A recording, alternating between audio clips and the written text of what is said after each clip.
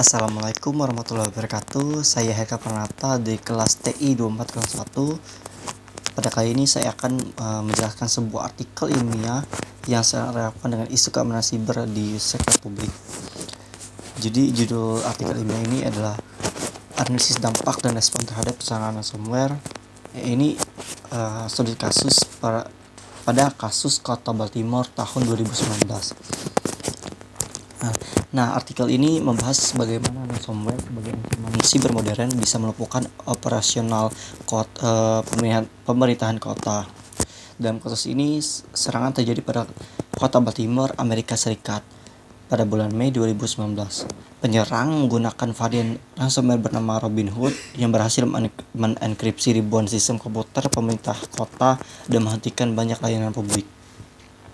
Menariknya, pemerintahan kota justru memutuskan untuk tidak membayar tebusan meskipun hanya sekitar 13 Bitcoin, tapi akibatnya justru lebih berat.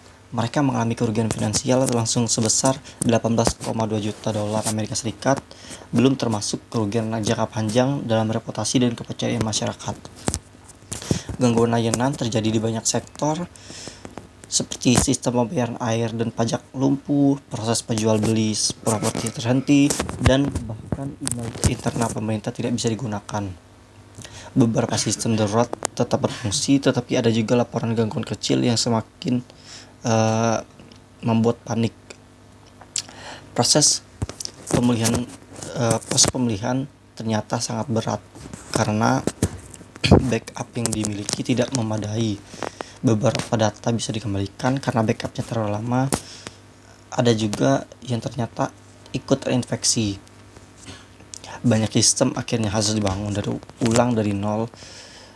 Ini menunjukkan bahwa rencana pemulihan bencana mereka atau disaster recovery planning mereka tidak cukup dan tidak diuji secara berkala.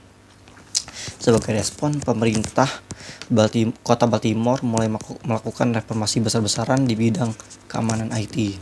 Mereka membentuk unit keamanan siber khusus, mengadopsi sistem cloud yang lebih aman, dan juga melatih pegawai agar lebih sadar terhadap potensi serangan.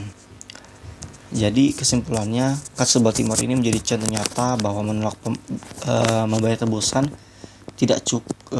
membayar tebusan saja tidak cukup. Tanpa kesiapan DRP atau disaster recovery planning ini dan backup yang terjamin, kerugiannya bisa jauh lebih besar. DRP harus menjadi sistem hidup, bukan hanya dokumen formal yang terus diuji dan ditingkatkan. Jadi sekian penjelasan saya, semoga bisa mengambil pelajaran dari kasus ini untuk memperkuat keamanan dan ketahanan sistem TI terutama di sektor publik. Jadi seperti yang dapat saya sampaikan. Terima kasih. Wassalamualaikum warahmatullahi wabarakatuh.